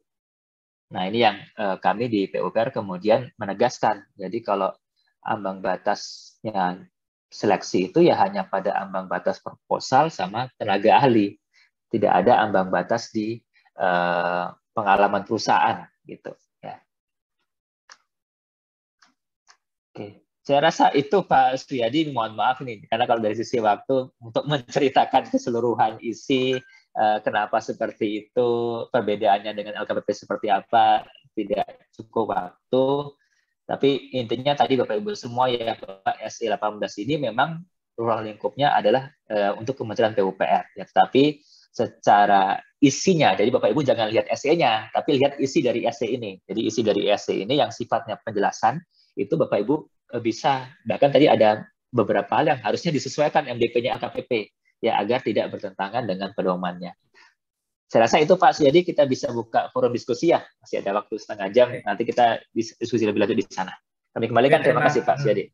Oke, terima kasih Pak Fani sudah menyampaikan yang sangat luar biasa, dan kami secara pribadi juga mengapresiasi Kementerian PUPR dalam mempelopori atau sebagai pionir dalam melaksanakan review dari Perlem 12 tahun 2021. Sehingga itu baru dari sisi konstruksi, belum lagi nanti yang non konstruksi. Memang ini banyak sekali ketidaksinkronan aturan yang ada dengan MDP ini. Ya, maka tadi sudah saya sampaikan bahwa bagaimana kalau yang nanti yang menggunakan itu DOP lain, apakah bisa, ternyata memang ini model dokumen. Bahkan teman-teman ketika menayangkan paket bisa juga di situ terpampang Pak Fani ya, masih model dokumen pemilihan, bukan dokumen pemilihan, tapi masih ada tulisannya model dokumen pemilihan. Ini mohon teman-teman untuk dicermati, jangan sampai nanti dokumen yang diupload jangan masih model Pak ya, model gitu ya. Ini jangan sampai terjadi. Ini ada Cak Mus yang sudah lama menunggu dari awal Pak Fani naik on gitu ya, ini sudah angkat tangan karena memang dari prinsip beliau bahwa ini pokja pemilihan, bukan pokja pengguguran atau aborsi gitu ya. Ini jangan sedikit-sedikit digugurkan. Kok digugurkan cuma sedikit kan gitu Cak Mus ya. Monggo Cak Mus, kalau mungkin barangkali mau menyampaikan hal-hal yang sekiranya substansi dan memang perlu didiskusikan pada sore hari ini, kami persilakan Cak Mus. Siap. Terdengar suara saya, Mas? Wah, jos. Dengar Pak. Jelas Pak. Yang nggak jelas orang suaranya. Baik, terima kasih Mas. Sampai lalu Mas Suyadi, makasih Mas Fani juga, sehat Mas. Alhamdulillah Pak Cak Mustafa ya. Modelnya segeri mesti sehat. Sehat uangnya, sehat dompetnya maksudnya. Amin. Siap. Mas Fani, ini kami di daerah itu terdapat perbedaan sih ya. Kalau kita baca di peraturan LKPP nomor 12 tahun 2021 di lampiran 2 di halaman 49 bahwa terkait evaluasi untuk metode pelaksanaan pekerjaan. Klausulnya seperti ini di halaman 49 Perlem LKPP lampiran 2, evaluasi metode pelaksanaan pekerjaan utama dilakukan dengan ketentuan A. Peserta menyampaikan metode pelaksanaan dari seluruh pekerjaan utama. Dari seluruh pekerjaan utama. Bukan 4 dan 3 seperti yang ada di MDP. Kan itu ya, bukan 4 dan 3. Nah, barulah dalam hal peralatan utama yang ditawarkan dan seterusnya. Tapi poin A-nya itulah yang menjadi pertimbangan kami di daerah, sehingga kami di Provinsi Jawa Timur itu kalau sudah peraturan LKPP mengatakan bahwa peserta menyampaikan seluruh metode pelaksanaan, menyampaikan metode pelaksanaan dari seluruh pekerjaan utama, bukan 3 dan 4. Seperti di MDP-nya kan masih kalau di atas 50 sampai 103, maksimal di atas 100 kan 4 ya, 4 pekerjaan utama. Tapi ternyata di Perlemnya enggak begitu, seluruh pekerjaan utama. Artinya ya kami berpendapat di Provinsi Jawa Timur sepakat ya seluruh pekerjaan utamanya harus ditawarkan kan gitu, karena peraturan LKPP-nya begitu. Jika terjadi pertentangan antara pedoman dan MDP, maka yang berlaku adalah aturannya. Itu satu itu aja sih Mas Fani. Terima kasih banyak. Sehat selalu ya. Cak Mustafa, amin. Sehat-sehat selalu Pak. Ya ini salah satu contoh perbedaan pandangan tadi Pak, Bapak Ibu semua ya yang kami sampaikan di slide awal tadi. Jadi ada satu ketentuan ketika dibaca oleh pihak yang seperti ini mengartikannya seperti itu, ada pihak lain melihatnya seperti tadi, berbeda ini sudut pandangnya. Nah inilah yang kemudian sepanjang itu diseragamkan, Cak Mustafa, Bapak Ibu semua, saya rasa tidak menjadi persoalan nih ya. Tapi kalau itu kemudian beda-beda perlakuannya, mungkin di Pokja 1 tidak seperti itu, membatasi hanya 4 nih ya, tapi di Pokja yang lain semuanya dilihat, kan jadi tidak konsisten ya, padahal di satu KPBJ. Nah itu yang akan menjadi persoalan tuh ya. Jadi sepanjang terjadi konsistensi cara pandang, cara membaca, cara mengartikannya itu mudah-mudahan tidak masalah. Cuman ada potensi permasalahannya dengan pihak lain mungkin. Kak Mustafa, kalau Pokja sudah sependapat, pemahamannya seperti itu, sekarang pihak yang lain sependapat nggak nih ya dengan misalkan dengan penyedia jasanya, dengan inspektoratnya, dengan APH-nya, ini harus diseragamkan juga ya pemahaman tadi. Nah, bagaimana cara menyeragamkan pemahaman itu? Caranya gimana itu? Kalau kami kan pakai SE ini Pak, gitu. Maka memang di kami belum ada SE, cuman kami Pokja ini duduk satu meja, semua Pokja menyepakati. Maka kan model dokumen pemilihan itu banyak klausul-klausul yang bertentangan nih dengan peraturannya. Maka kami baca poin per poin, itu kami sesuaikan dulu dengan pedomannya, dan ketentuan yang di MDP yang 4, 3, dan 4 pekerjaan utama kita hapuskan. Kenapa? Karena di peraturan LKPP-nya seluruh pekerjaan utama, bukan 3 dan 4. Itu kami sesuaikan di MDP-nya, sehingga tidak ada pertentangan antara peraturan dan MDP-nya. Seperti itu sih Mas Tani. Apakah itu salah? Ya tadi kalau kita bicara salah benar sih, saya juga nggak bisa bilang salah benar Pak. Karena tadi kan bisa sudut pandang yang berbeda nih. Yang ketika di sudut kiri orang melihatnya 4 tongkat, tapi kalau dia berdiri di sisi kanan dia melihatnya kan 3 tongkat di bawah Pak Cak Mustafa ya. Sama seperti halnya terkait dengan pekerjaan utama ini. Nah, kalau kami di PUPR, Bapak Ibu semua melihatnya adalah yang diminta di pedoman kan adalah pekerjaan utama ya. Nah, pekerjaan utama ini yang mana? Nah, kalau kami di PUPR-nya memaknai pekerjaan utama ini ya hanya 4 itu saja. Yang lain-lainnya itu bukan pekerjaan utama. Ya, sehingga jadi kami menyinkronkannya adalah di pedoman meminta penyedia untuk menjelaskan seluruh pekerjaan utama. Yang dimaksud dengan seluruh pekerjaan utama itu adalah pekerjaan utama yang di 4 itu, Pak. Ya, karena itu yang sebagai pekerjaan utama. Yang lain-lain di luar 4 itu bukan disebut dengan pekerjaan utama. Nah, kami memandangnya seperti itu, Cak. Kan? Ya, siap. Jadi agak itu tadi ya, satu ketentuan ketika membacanya dari sudut pandang yang berbeda ya bisa berbeda pemahamannya.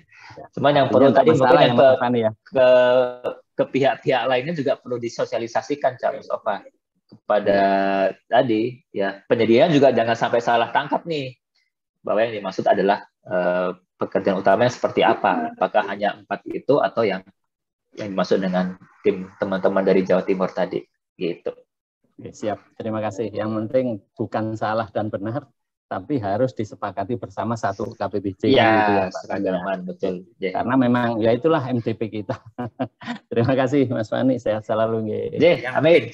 Sepakat sedompet Pak Cak Mus. Yang penting dompet Nah, iya, sepakat dan ada cantolannya lah. Tadi kan Pak Cak Mustafa kan menyampaikan mengikuti pedomannya kan ya. Pedomannya bunyinya seluruh, bukan 3 dan 4 masalahnya.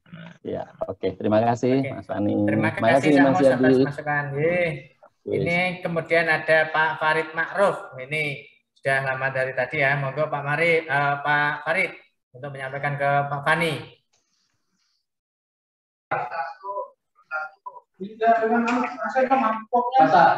Assalamualaikum warahmatullahi wabarakatuh. Selamat sore Pak Farid, rekan-rekan di MSC. Selamat sore juga untuk Pak Fani.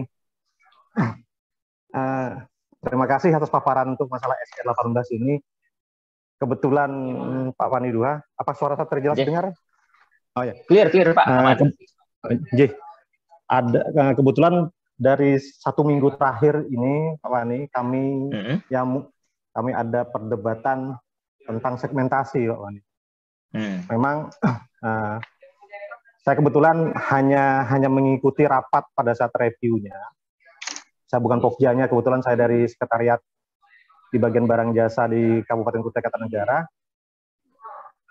Dalam proses review itu PPK menaikkan segmentasi dari kecil ke menengah dengan dasar yang ada di SE yang Pak kalau tidak salah pada posisi di 22 itu bahwa dengan tingkat risiko sedang itu segmentasinya bisa naik ke menengah. Ini dari kecil kebetulan Pak Wani dari segmentasi kecil ke sedang ke menengah, maaf. Menengah ya. Kita waktu itu cari-cari dasarnya juga Pak Wani. Cari-cari dasarnya karena kebetulan terbuka di proses Undang-Undang Jasa Konstruksi yang nomor 14 tahun 2021. Kalau tidak salah di pasal berapa itu saya lihat itu ada bahasa untuk segmentasi dan untuk tingkat risiko tidak merubah segmentasi, Pak Fani. Iya, betul. Ya mungkin bisa dijelaskan di PUPR-nya. Apakah saya salah tanggap atau pemahaman terhadap SE itu? Mohon penjelasannya. Terus kalau memang bisa agak-agak diselipin sedikit, dikupas masalah segmentasi ini kok bisa berubah, siapa yang berhak untuk merubahnya itu, Pak Fani. Terima kasih Pak Fani. Siap, terima kasih Pak Farid, Bapak Ibu semua. Masalah segmentasi. Nah, kalau bicara segmentasi itu kan ukurannya 3 ya. Kalau sesuai dengan Undang-Undang Jakon ya. 1 dari sisi teknologi, yang kedua dari sisi risiko, yang ketiga dari sisi nilai biaya. Nah, yang paling clear, yang paling aman adalah mengambil dari sisi biaya. Karena ini juga yang kemudian digunakan dalam Perlem 11 ya. Jadi segmentasi dalam Perlem 11 itu kan hanya mengacu kepada nilai biaya saja nih ya.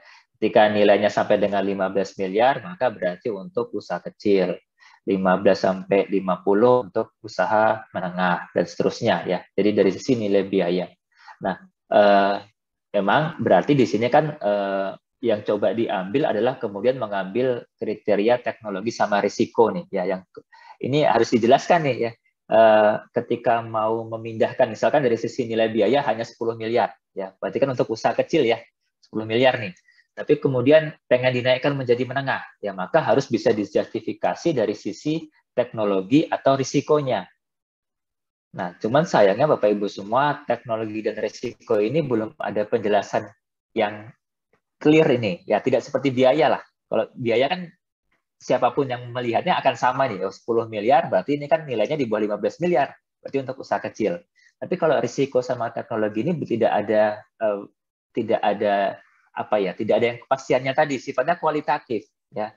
Jadi berdasarkan apa namanya, justifikasi dari engineer sebenarnya Pak Farid. Kalau dikaitkan dengan resiko keselamatan tadi, itu benar yang disampaikan Pak Farid itu tidak tepat ya. Karena risiko untuk segmentasi itu tidak sama dengan risiko keselamatan konstruksi. Ya, makanya di dalam Permen 1 2002 sudah disebutkan bahwa risiko keselamatan itu tidak untuk menentukan segmentasi. Jadi meskipun risiko keselamatan konstruksinya sedang, ya tidak lantas kemudian segmentasinya kita naikkan menjadi menengah. Meskipun risiko keselamatannya itu besar atau tinggi, tidak lantas kemudian segmentasinya kita peruntukkan bagi usaha besar, nggak bisa, ya, karena itu bukan untuk menentukan risiko segmentasi pekerjaan.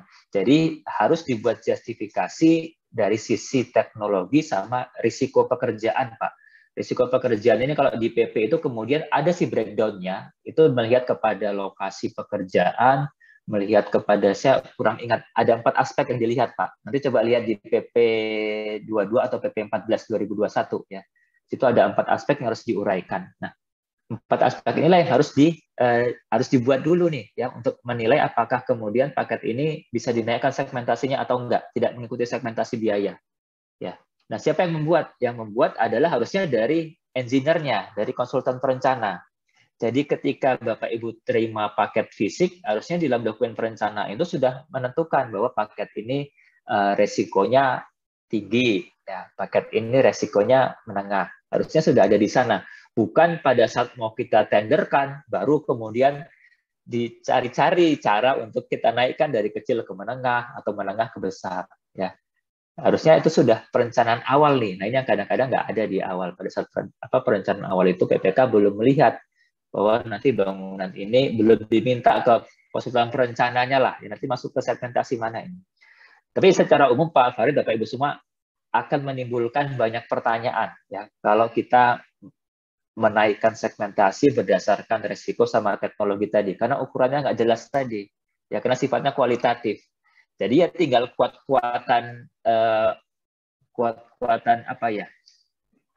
Alasan aja nih ya, argumentasi lah ya, sepanjang argumentasi kita didukung data yang lengkap yang menunjukkan bahwa resikonya ini memang tinggi, resikonya ini perlu kita naikkan segmentasinya, ya baru bisa kita naikkan ya. Tapi kalau kami Pak di PUPR rasanya belum pernah sampai kemudian kami menaikkan segmentasi itu berdasarkan teknologi atau tadi risiko, pure hanya berdasarkan biaya saja ya. Jadi kalau biayanya 10 miliar ya sudah, ini untuk usaha kecil yang nggak pernah kemudian dibuat justifikasi untuk kita naikkan ke menengah, enggak ya, karena tadi ketika ada pertanyaan soal itu agak kesulitan kita nanti menyiapkan argumentasinya ya. Nah kecuali misalkan setelah kita tenderkan untuk usaha kecil ternyata usaha kecil ini tidak ada yang mendaftar, bisa kita ulang untuk menengah.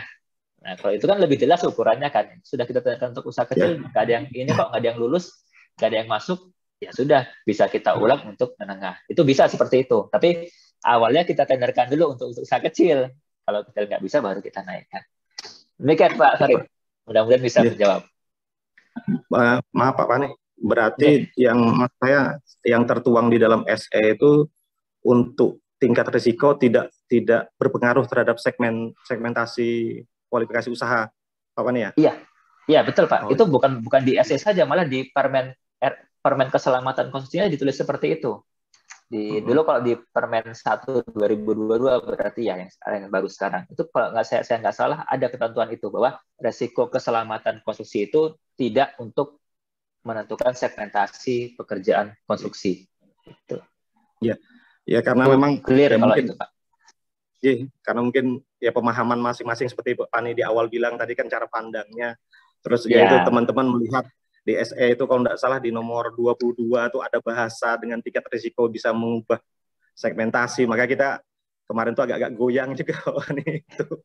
Ya, itu karena memang aturan di undang-undang Japannya kan membolehkan resiko. Cuman resiko di segmentasi ini tidak sama dengan resiko keselamatan. Itu aja sebenarnya. Oh, gitu. Ya, jadi jangan gunakan resiko keselamatan ini untuk menjustifikasi risiko segmentasi tadi.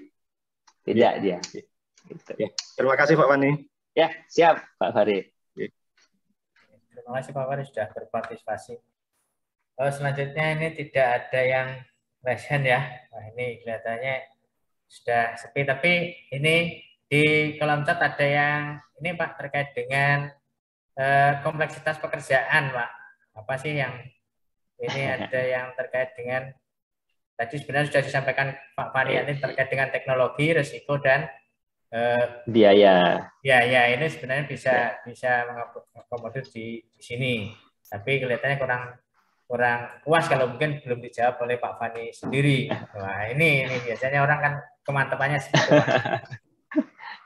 Iya, siap. Jadi tadi Bapak Ibu semua ya, saya pribadi juga kesulitan kalau harus menjabarkan yang dimaksud dengan risiko, mengukur resiko untuk segmentasi itu seperti apa. Ya, teknologi yang cocok untuk segmentasi menengah, teknologi seperti ini yang masuk ke segmentasi besar, itu karena tidak ada penjelasan lebih lanjutnya di aturan PP maupun di Undang-Undang Jakon. Ya.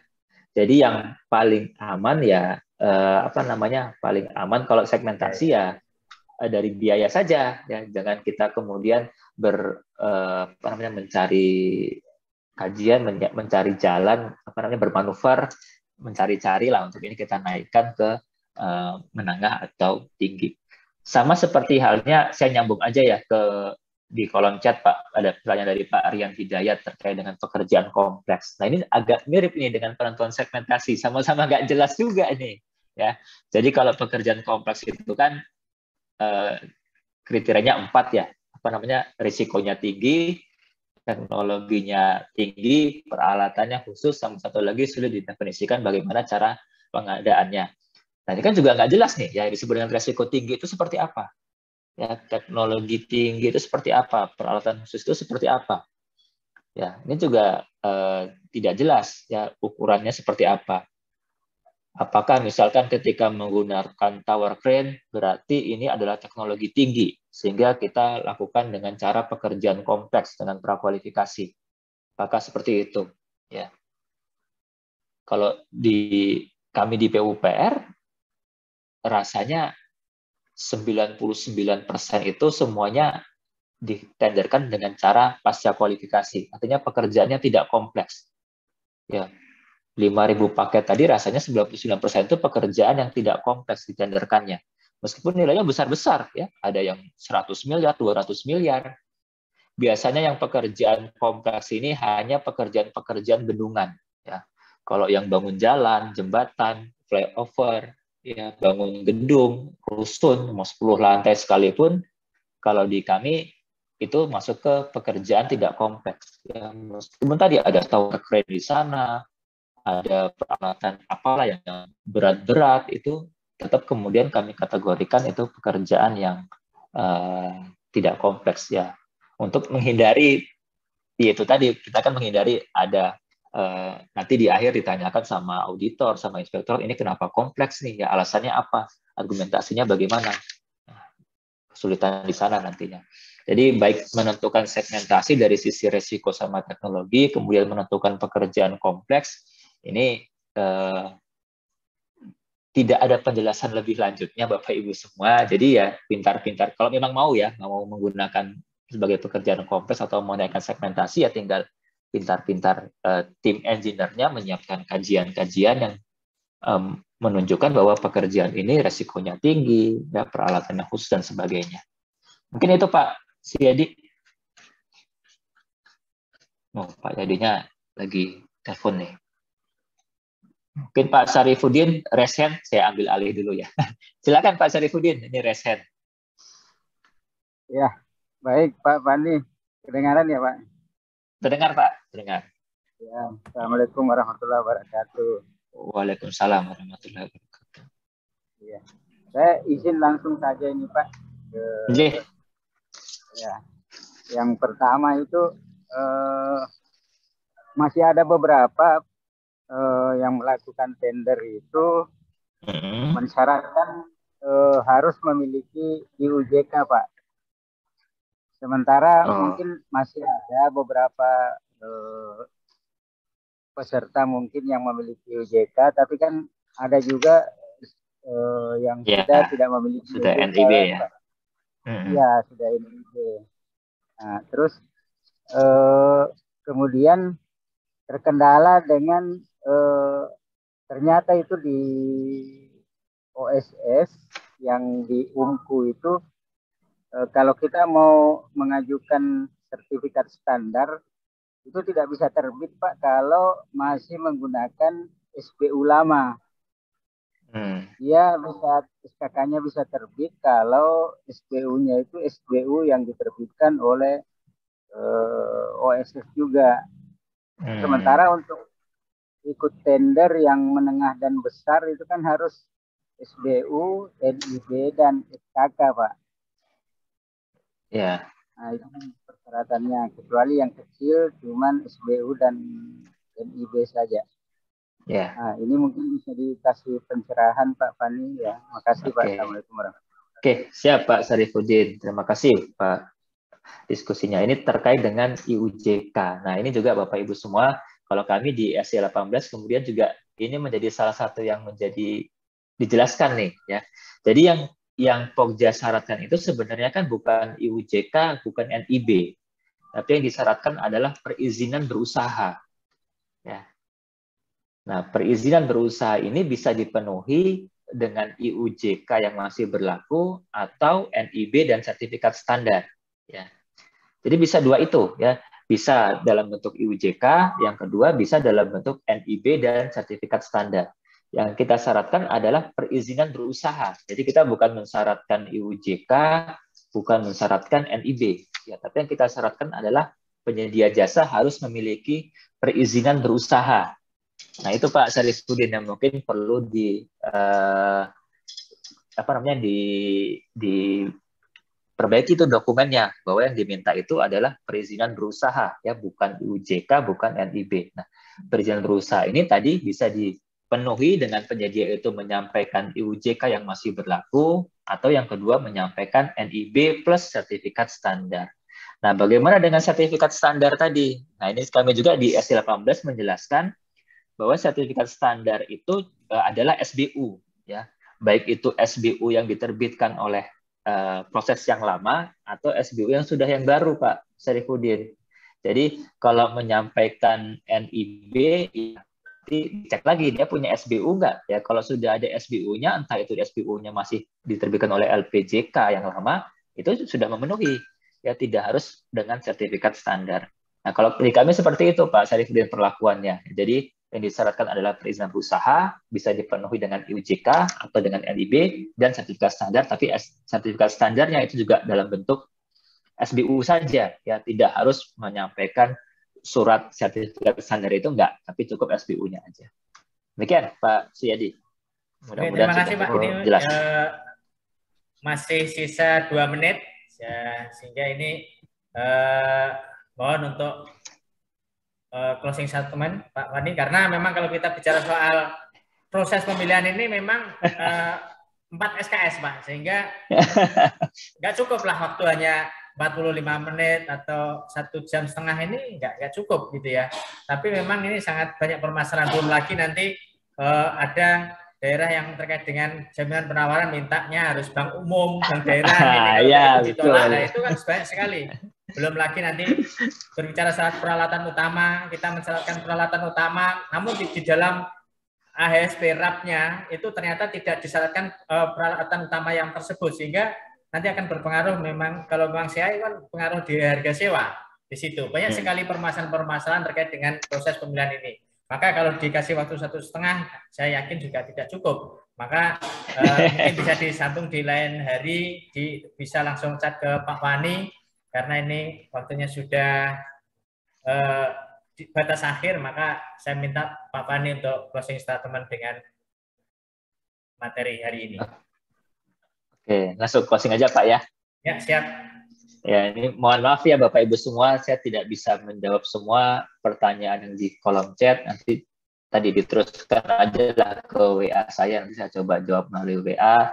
Atau ada yang masih resen ini juga mohon maaf Pak Ahmad Aries, karena waktunya sudah jam 3:30. Untuk penutup saja Bapak Ibu semua, menyusun dokumen pemilihan ini kan merupakan ranah kewenangannya Pokja ya. Jadi bagaimana menyusun yang tadinya hanya sekedar model dokumen pemilihan, ini kemudian dijadikan sebagai dokumen pemilihan, kan itu kan tugas teman-teman Pokja ini. Nah, dalam menyusun dari model menjadi dokumen pemilihan, tadi ada hal-hal yang harus kita perhatikan. Ya, kita tidak bisa hanya membaca modelnya saja nih, ya. Tapi tadi kita juga harus membaca pedomannya seperti apa. Ya, contoh Cak Mustafa tadi menemukan ada hal-hal yang berbeda, ya, atau di dalam MDP-nya sendiri ada hal-hal yang tidak sinkron tadi Pak sudah disampaikan. Nah itu kejadian. Ya, jadi Pokja ya memang harus dituntut untuk kaya membaca Bapak Ibu semua, ya, membaca MDP-nya dibaca, bahkan di MDP itu juga harus dibaca keseluruhan juga itu, ya, karena di ketentuan IKP 1 dengan IKP yang lainnya bisa jadi ada hal-hal yang kok nggak sama ya ternyata ya setelah kita lihat ya. Itu baru dari sisi MDP-nya. Nah, kita buka lagi dengan bandingkan dengan pedomannya. Bisa juga tadi ada hal-hal yang ternyata harus kita sesuaikan. Nah, teman-teman Pokja lah di sini dituntut kejeliannya, kecermatannya, selain untuk menetapkan LDP dan LDK, ya untuk memperbaiki, memodifikasi MDP-nya agar menjadi dokumen pemilihan yang jelas untuk semua. Ya, karena kan kita di sini mengundang penyedia jasa. Tadi kita sampaikan semangatnya kita bukan untuk menggugurkan penyedia jasa nih, tapi untuk memilih penyedia jasa. Ya, artinya agar penyedia jasa itu tidak gugur, ya kita harus berikan penjelasan yang seterang-terangnya. Ya, dokumen kita itu jangan ambigu. Dokumen kita itu harus jelas nih, harus seperti evaluasinya seperti apa, yang diminta itu apa. Ya, kriterianya jelas, cara evaluasinya jelas, dokumen yang disampaikan itu jelas. Nah ini yang tugasnya teman-teman penyedia jasa, teman-teman Pokja untuk menyusun seperti itu. Nah, terkait dengan SI 18 ini adalah tadi sebenarnya untuk memudahkan teman-teman Pokja tadi, ya, untuk melihat apakah ada yang tidak sesuai antara IKP 1 dengan IKP lain, antara MDP 1 dengan MDP lain, antara MDP dengan pedoman. Nah, SI 18 inilah yang merangkum semua itu sebenarnya, meskipun tidak semua juga tercantum ternyata. Ya. Ternyata masih ada juga hal-hal lain yang kemarin masih kelewatan nih yang belum sinkron ya, tapi minimal Bapak Ibu bisa membaca SI 18 ini sebagai referensi ya, karena sebagai referensi kalau memang itu dirasa diperlukan di Bapak Ibu semua dan sifatnya hanya menjelaskan dari aturan yang ada, ya silahkan digunakan ya, tapi bukan kemudian menuliskan misalkan MDP ini disusun berdasarkan SI 18, itu nggak bisa karena keberlakuan SI 18 hanya untuk PUPR saja, tapi isinya, substansinya itu yang Bapak Ibu bisa gunakan sehingga dokumen pemilihannya nantinya itu clear untuk semua ya, clear untuk teman-teman Pokja, clear juga untuk teman-teman penyedia jasa, jelas juga untuk teman-teman LSM, APH dan sebagainya ya, sehingga mudah-mudahan tidak ada permasalahan nanti di ujung hari. Itu saja mungkin Pak Suyadi, Bapak Ibu semua yang bisa kami sampaikan. Sekali lagi terima kasih banyak atas kesempatan yang sudah diberikan. Kami mohon maaf sebesar-besarnya tidak bisa menjawab semua pertanyaan diskusi yang disampaikan. Mudah-mudahan diberikan kesempatan di lain waktu lah ya untuk kita bisa saring-saring lagi. Kami kembalikan, terima kasih sekali lagi Pak Muji Santosa, Bapak Ibu semua, kami kembalikan ke Pak Suyadi. Oke, terima kasih Pak Mani, dan saya selaku moderator mohon maaf apabila ada salah-salah kata dalam menyampaikan. Banyak sekali teman-teman yang mengajukan pertanyaan, namun tidak bisa terakomodir karena memang terbatasnya waktu. Dan mohon maaf atas ketidak tersampainya pertanyaan itu. Mungkin bisa langsung bertanya kepada beliau Pak Fani terkait dengan permasalahan-permasalahan proses pemilihan. Memang ini sangat kompleks permasalahannya ya. Ya, saya mohon maaf. Saya akhiri. Wassalamualaikum warahmatullahi wabarakatuh.